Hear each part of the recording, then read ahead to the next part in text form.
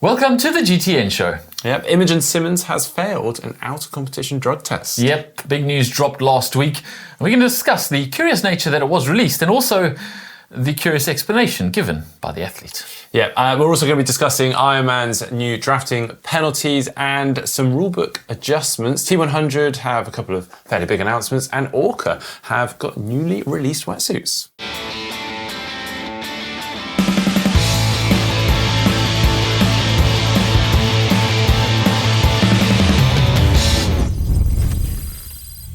Well, before we get into the meat of today's show, a couple of things we've spotted. Rico Bogen has, just changed everything this year. He's got a new coach. Taking a leaf out of the Lionel Sanders book for the new season. He's working with Philip Sipe, obviously Laura Phillips, partner and coach. He's riding on Canyon this year. He's on the Erdinger team, same as Patrick Langer. I believe he also got married last year. Just change everything. The youngest ever 70.3 world champion, and we look forward to what he can do this year. Yeah. Also, we saw that Daniela Ryf's got a new job. A new job, CFO. Wow. Not Chief Financial Officer, no, it's Chief Fueling Officer. There's obviously a way to sponsor an athlete without the athlete actually racing anymore, because obviously Daniela Ryf is retired, but for Fueling, she is going to be the Chief Fueling Officer. Nice. I like that. Yeah. Very clever. Bring her on board. Daniela Ryf on board is always a good thing, no matter how you get her. Now, this isn't triathlon, but it did catch my eye at the weekend just because I thought it's just an amazing stat, I guess. Just that. So Paula Radcliffe, obviously a British marathon runner, held the marathon world record, women's marathon world record, for I think it was 16 years. It was only broken in 2019. Anyway, she did her first marathon this weekend, the Tokyo Marathon, the first one in a good 10 years or so. She still ran a sub 3 hour marathon, which is pretty tidy, pretty impressive. Yeah. But what's impressive as well is that the winner, female winner of that event, went a 2:16, which is actually still slower than the record she set 21 years ago. That's mad, isn't it? That is mad. Yeah. I mean, she was ahead of her time. Yeah, and still running too, which was very impressive. And running sub 3 hours is also... I know, absolutely mad. Anyway, and also just to finish off, I spotted this on social media. I thought it was absolutely hilarious. I mean, imagine starting a triathlon like this, off like essentially a cannon, isn't it? It's I mean, where does the start line start, though? Oh, yeah, I did. Because if you're doing a sprint distance, you'd have like 50 metres left. So, great. You'd separate all the bunching, though, at the start. You wouldn't have to worry about arms and legs hitting you. Maybe the next person hitting you from behind. Okay, the big news this week, Imogen Simmonds has failed an out-of-competition drug test. Now, this news actually dropped just after our show was released last week. So we spent the past week kind of compiling everything we know and understand about the case. Yeah, it's big news because obviously Imogen Simmonds, one of the top 10 triathletes in the world, recently signed the T100 contract for 2025. So we were looking forward to seeing her racing. Now, the first I heard of it, the first most people heard of it, I think, which is a little bit unusual, was on Imogen's own Instagram post. Normally you get a notification from, I don't know, the RTA or a press release from one of the doping authorities, but this came straight from Imogen, and she said, on 8th of December 2024, I was randomly drug tested out of competition in the lead up to the Ironman 70.3 World Champs in Taupo, New Zealand. I was stunned and devastated when the test came back positive for a metabolite, Ligandrol, at picogram levels, a quantity that is equivalent to dash of salt in an Olympic-sized swimming pool, and would never provide me with any performance-enhancing benefit. I had no idea what the substance was or how it could have got into my system. So, what is Ligandrol? Well, yeah, in short, Ligandrol is a substance that helps to repair and build muscles, and it's actually been used or looked at as a treatment for cancer patients, basically to help them repair and build that muscle they may lose during their treatment, but subsequently is banned for professional athletes. Yeah, it works in a similar way to testosterone. It's anabolic, so it does help you build muscle strength and size, but typically with fewer side effects, which is an important point when it comes to this. The typical side effects of anabolic steroids are short-term aggression, violence, acne, sleep difficulties, etc., damage to the liver, kidneys, depression, high blood pressure, etc. Ligandrol was found to increase the muscle mass whilst also not putting on fat and not having as many of those side effects that testosterone or anabolic steroids would give you. It can be detected in urine for up to 21 days after you've taken it, but it's important to point out that this is considered an investigational drug and is not permitted for any human consumption by any Food and Drug Administration anywhere in the world, including the US, including Australia.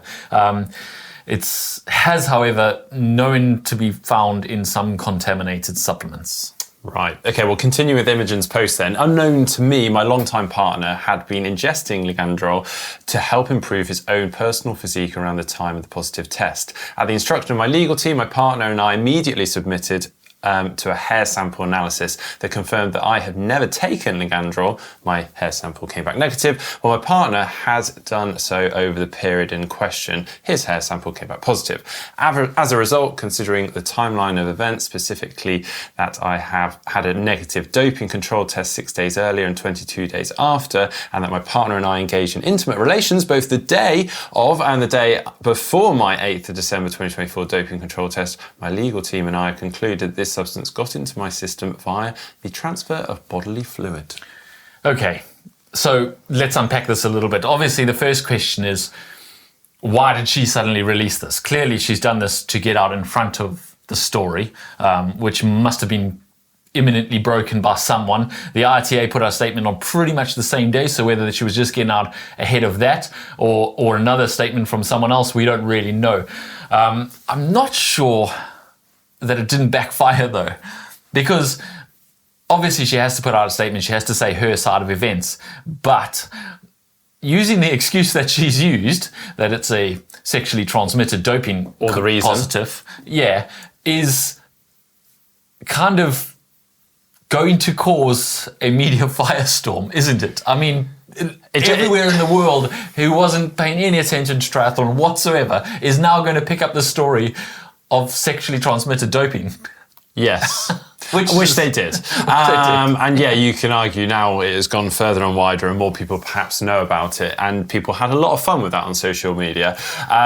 Who's at fault? Well, we don't know at the moment, obviously. If you believe everything that Imogen is saying, and we obviously await to see and get the official statement on that from ITA in due course, well, yes, a boyfriend, but then also, as you all know, having been on whereabouts and various things, you also have to sign and know that the people that you're living with and kind of have intimate relations with are also abiding by a lot of these rules, and you're not bringing these products home or have them in your household. You just don't take that risk. Yeah, exactly. Your entourage, as it were, is required to sign a declaration that they also are going to abide by the rules and they're also going to support your anti-doping efforts. So he's either really let her down here or she's knowingly let him do this. Either way, though, I don't think he's been going out buying Ligandrol because you're not supposed to be able to buy it anywhere. So it probably does ring true that it's a contaminated supplement. But obviously then when it comes to positive test, the onus is always on you've tested positive, end of discussion. And obviously we have to be aware of our own preconceived ideas where you look at a top 10 female athlete with a good story on why it's happened and you immediately go, oh, gee, that's awful. What a way to ruin your career and ruin your next few years. Whereas if it was a 24-year-old male who had come from a suspicious country like Russia, for example, you would just go, oh, yeah, what a cheater. Ban, tar and feather him, never want to see him in the sport again. So you do have to be careful of your preconceived ideas here. There is something that plays in her favor potentially, and that's the recent story with the tennis player Sinner, who, if you had been following the news, will know he tested positive for something that he was very similar and almost certainly not gaining any advantage from. And WADA has a new policy now where they allow for resolution of cases. And it can be a resolution that they are satisfied that we can close the case without going through protracted legal battles and going to the Court of Arbitration for Sport and all the rest of it.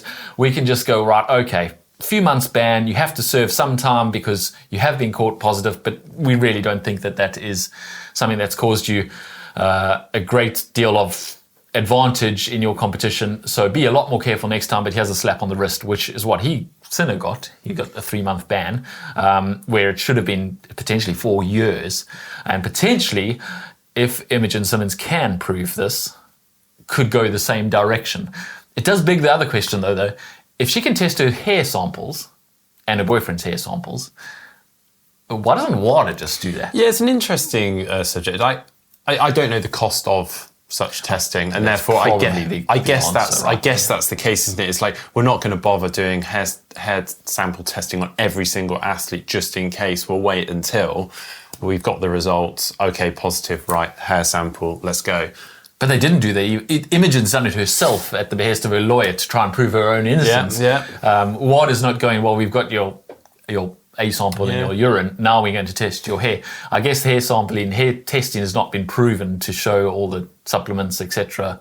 Perhaps. I mean, someone may know better than ourselves and be able to let us know in the comments. Definitely will know better than us. I mean, I guess there is some kind of weird silver lining to all of this, in that the testing is working, and I guess that is a positive. And so, you could, as an athlete, go, oh, well, something's being done. Yeah, but at the same time, double-edged sword, though, of doping, isn't it? Exactly. But then, it could also prove that actually more people are taking it than they realise. I mean, if you look at it from one perspective, one positive test in the last, well, other than Thomas Hernandez, that's 2 in triathlon in the last year, and you think, well, they're doing a good job, and even this contaminated sample potentially is they've caught them. They've not got away with it, so it proves that it's pretty clean. Or you could look at it the other way, and a lot of people will just go, well, yeah, she's been pinged because they're all doing it, and this just proves that they're all doing it.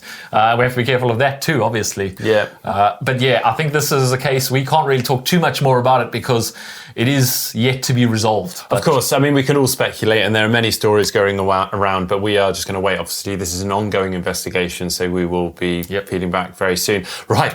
Let's talk about Ironman drafting penalties, James. Oh, yeah. So the next controversial. Okay. Yeah, so Ironman has just released their updated 2025 global competition rules, which are due to come into effect on the 17th of March. So just before 70.3 Geelong, which is the first of the Ironman Pro Series events. And basically the main updates align with World Triathlon's recent announcement and relate to time penalties for card violations, equipment specifications, and also regulations on water bottles. Yes, so running through them quickly, the main changes anyway. A blue card violation, that is a drafting penalty. Previously was a 5-minute penalty for both Ironman and 70.3. It's now 3 minutes for Ironman and only 2 minutes for 70.3. I'm on board with that. I am too. To be fair, I think that's still significant. You're going to have to do a lot of drafting to get 3 minutes advantage. Yeah, but also like in a 70.3, 5 minutes, that's it. It's game over, isn't it? Game over, absolutely. Anyway, yellow card violation. No changes here, actually. 60 seconds for Ironman and 30 seconds for 70.3 still. And then there's water bottle volume. Water bottles and hydration systems in the front end are now limited to a total combined maximum volume capacity of 2 litres. This excludes water bottles and hydration systems that are inside the frame triangle of the bike. And for the rear portion, athletes are allowed to carry up to 2 water bottles in water bottle holders mounted behind the saddle, provided the total capacity per bottle does not exceed 1 litre. So we saw Magnus Ditlev last year with 3 bottles behind the saddle. You can't do that anymore. And you also can't have a massive 5-litre bottle behind your saddle either. I'm not sure. I mean, I'd say that's pretty generous still, isn't it? That's you can have 2 litres between your arms. You can have an in-frame hydration system and another 2 litres behind your bum.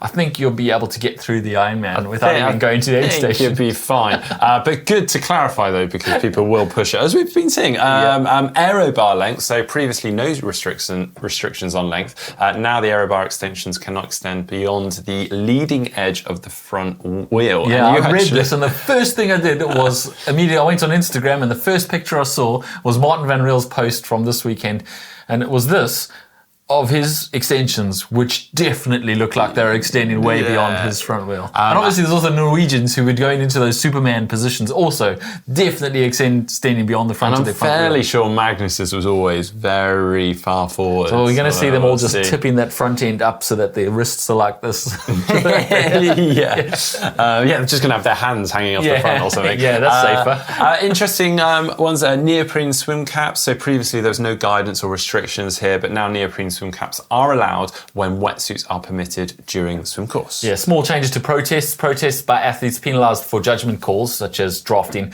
or for a penalty which has already been served. So if you get a drafting penalty and then you serve it, you can no longer protest. Okay, all right. I don't know why you would. Yeah, on the finish line, a slight tweak here. So friends, family members, including children, which I believe is the addition and the bit that they've specified, and or other spectators are not permitted to cross the line or enter the finish chute with participating athletes. And then also another addition, animals are also not permitted to cross the finish line or enter the finish chute with participating athletes. I wonder what children and animals were going down to require that they needed that to be specified. Someone must have gone down with a dog, and someone else must have gone down with someone who wasn't a friend or a family member but was a child, which...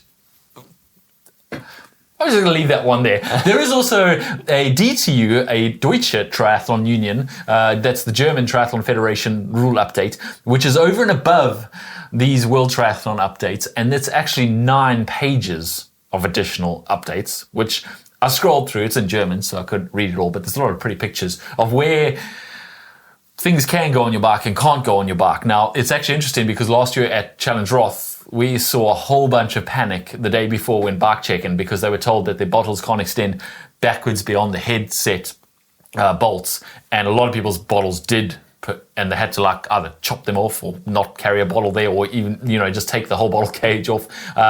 This is now written into the rule book, amongst a few other things, like those tail fins that we've seen on some of the pros bikes in the canyons. Those are no longer allowed. It can only be, your bottle cage can only be as wide as the actual, your bottle's mount can only be as wide as the actual bottle cage.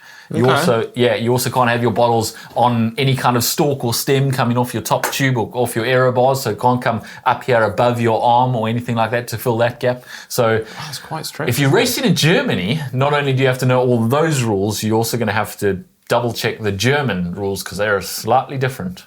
Wow.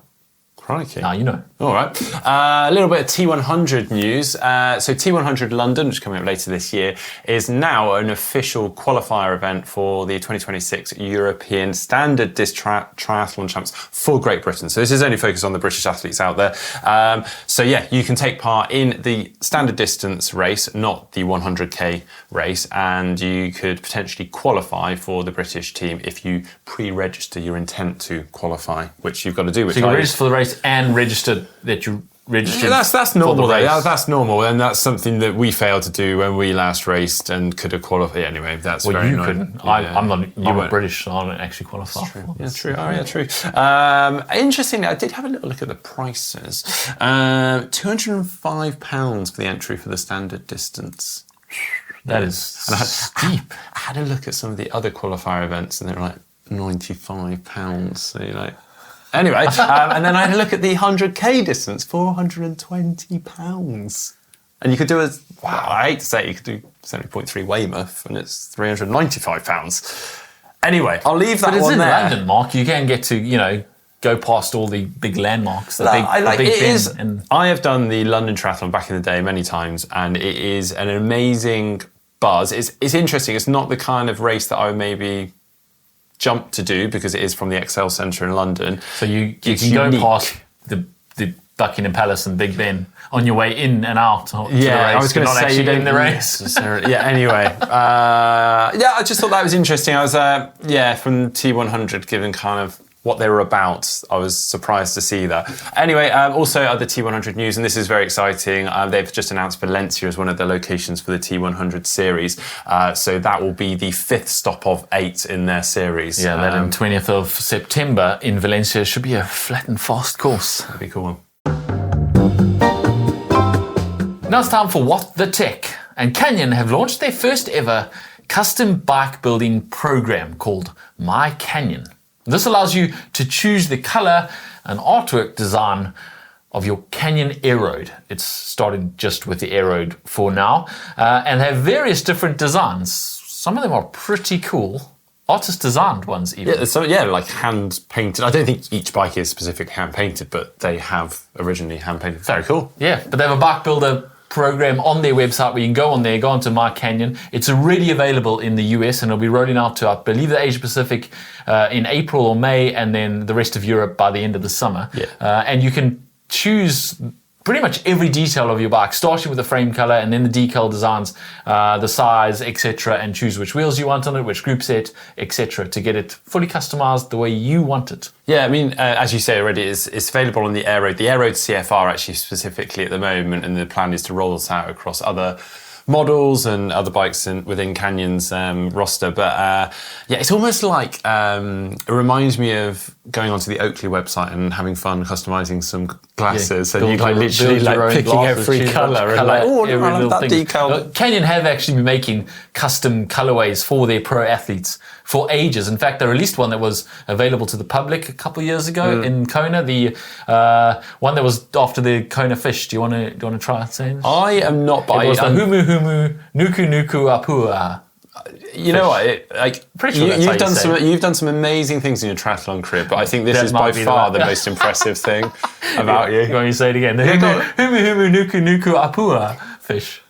Yeah. Anyway, that was a custom frame. That was a custom frame that Canyon made a few years ago. They've made various other ones for their pros like Jan Frodeno, etc. over the years, but now you can get your own custom aeroed CFR, and hopefully soon a Speedmax will be added to that list. Cool. Well, talking of new things, Orca have actually got some exciting stuff going on this week. So they have refined and I guess further improved their current wetsuit range. So we haven't got new model names or anything as such. And these might sound like small changes, okay, but they have basically moved some of the graphics and also the structure and layup of the neoprene around the shoulders to make it just that bit more free and give you that bit more movement around the shoulders. And as I say, it sounds like a small thing, but over 1.9 kilometers or 3.8 kilometers swim, when you're swimming, I don't know, anything between 50 to 90 strokes per minute, that's a lot of restriction that potentially could be there through a wetsuit. So actually just trying to improve that further is a big thing. And actually they've kind of coined or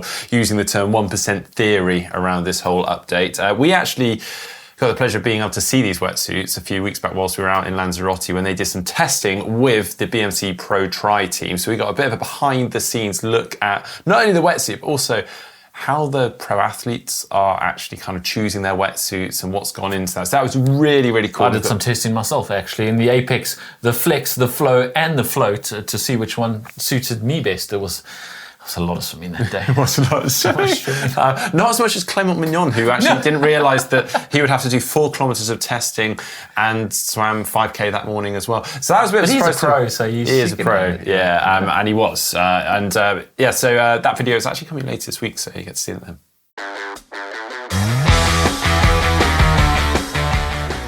And now on to the race news. Just one race this weekend, Ironman New Zealand. In a couple of weeks, we've got Geelong, and then it all sort of starts to kick off and snowball from there, WTCS races and whatnot. So the results from this weekend, women's race, Regan Hollyoake took the win there, ahead of Jocelyn McCauley and Nina Deron in third. Yeah, on the men's side, Mike Phillips made it 3 in a row for the hometown boy, taking the win there, ahead of Joe Skipper, who ran his way up to second place with Jack Moody, another New Zealander, in third. Yeah, great racing from all. Actually, great to see Joe Skipper back. He had quite a tough year last year, and so good to see him back on form. But I did spot this thing of him dropping his bottle, all his carbs, and, well, probably quite rightly, very early on in the bike lane, just turned around and grabbed it again, but cost himself a few seconds there. So, Joe. I'm glad you went back and got it, though. That was a good choice, I think. Definitely. All right, well, also, we've got Heather. She announced last week she's going to be taking part in the Challenge Sir Bini Yas event. And, yeah, here's a little update from her deep into her training. Hey, yeah, thanks, guys. I'm not quite sure that's entirely true, but I have started training. Wouldn't say deep into it. Anyway, yes, I am super excited. I can't wait to get out into the warm. I do have to remember, though, it's a race. I'm trying to get my head around training. This is the third turbo session in. But yeah, super stoked to be heading out to Abu Dhabi. Have an actual triathlon in my calendar, first triathlon in so long, and to be one that is on an island with wildlife. Doesn't get much better than that, so I should be super motivated. Just had a few little bumps in the road getting there. So yeah, I really hope that I see all of you guys out there. I mean, what a way to start the season. And yeah, get to us fit. That is my intention, so I better get back to it and get some work done. All right, now it's time for Try Spy, and you guys have been pretty good so far at spying which race course we've been showing you. So past week we had this one, which I thought was going to be really tricky. Well, no, hang on. You say we've maybe perhaps been a little bit too easy, and a few people have called us out on that. So where were they all this week? Because we literally had two right comments. I think we've dialed it in because last week also had only 2 right comments. And everyone said it was too hard. Whoa. But yeah, so this one we had Nina Mara 5 days ago said, I think that's Ironman Frankfurt bike course. My first Ironman in 2024. Of course, you can recognise the first bike course. Imagine how much time she spent poring over that bike course map before the race started. Yeah, when you get to number 20, you're just turning up the night before. You're like, I don't actually know. Which way do we go? 180 Ks, they're all 180 Ks. Sarah Van Dyke also. Frankfurt for Try Spy, my first this past summer. Loved every minute of it. So, yeah, good stuff. As I say, just 2 people that got it right, and only 2 comments. So please get involved, do better, because also had this comment from Aaron Noir, said, ideas for Try Spy to make it marginally harder. Guess the swim course, guess the bike course is based on elevation profile, guess shorter distance races, guess the swim course based on elevation. Yeah, that might be fun. We were going to give you the elevation of the Ironman Nice run course, but we decided that was going to be a bit too long. Anyway, we like your thinking. In fact, we had kind of had a similar idea ourselves. So here we go. Here's the elevation of the bike course. Whoa, just one climb there in the middle. Yeah, but it's kind of like slightly earlier and then it's got a long plateau. Knowing that race, it seems so obvious. But well, I know it's not so obvious to me. No, I don't know. No, so I don't know if you've done it. I don't know if I've done it because I don't know what race you're talking about. Anyway, if you guys know what it is, the elevation's right there. Obviously. Say what? All right, on the show last week, which I wasn't on, but you and Heather spoke about the Nike patent with these shoes that basically... explain more. You had to charge them up because they got an electronic device in them. Well, electronic super shoes that have these little bladders that motors will inflate or deflate depending on how much cushioning you want. Nike's filed a patent for this. Apparently, they're going to try and make them. And on those, there was a picture for the plug-in port on the back of the shoes. So you charge your shoe. That's so cool. So funny. Is it cool though? I don't know anymore. I don't know of all this tech. What's cool, what's not. Anyway, Monsieur Villa said on last week's show, at first there were bike durators that needed to be charged. Now there's shoes, and now I can't look forward to when we will see the time where we have to charge our wetsuits. It did get me thinking. I was like, oh my goodness. Imagine the night before an Ironman. You're like, God, right, I've got to get my watch uncharged, my bike computer, my form goggles, my heart rate strap, my DI2, my power meter. Oh, got a Whoop, need to charge that. Maybe I want to listen to my music in the morning, so I have to charge my iPhone. Oh, my headphones. Yeah. Oh my goodness, all the things across you got. The country, everyone's lights take a little dip because Mark's doing an Ironman tomorrow and has to charge everything. Oh my goodness, now my shoes. Oh my goodness. When's it going to end? Anyway, I did think that was very funny. Yeah. Well, those shoes are not available yet. Anyway, Mark, so you've got a bit of time before we need to do that. Well, if you're looking for something to watch right now, Mark went and sat down with Lucy Charles Barkley, which was an interesting chat about where she is at the moment. It was interesting. I think we're all kind of being sat a little bit on the edge of our seats wondering, how is Lucy after last year? Because it was a pretty kind of turbulent year. It started off quite well and then it sort of went south as, they openly said themselves. So it was a kind of downhill roller coaster all year. So it was really good to sit down with them and she seemed in good form. So, exciting for the season. Yeah. Also, if you coming up later on this week on the channel, we did, as Mark already mentioned, that wetsuit testing. So you can see us going through the testing and the pros going through the testing. We're also heading out later this week to do a little aero testing of our own to see how low a power we can hold to hold 40 Ks now. What do you reckon? Interesting. What do you reckon? I actually don't know. Yeah. See, I think 40k an hour is pretty quick, but I do think. Do you think you could get low 200s? Oh, I don't know. I weigh a little bit more than you. Probably. Definitely, it depends on the weather conditions. It does, yeah. But we're also going to absolutely trick out our bikes. Yeah, we're going to go That's the way you do it. absolutely nuts with the aero gains. Yeah. I can't wait. We I are love throwing this. away the DTU and World Triathlon rules, I think, for this one. I think my current bike doesn't abide by the DTU rules. Oh, no race in Germany for you then. See you next week.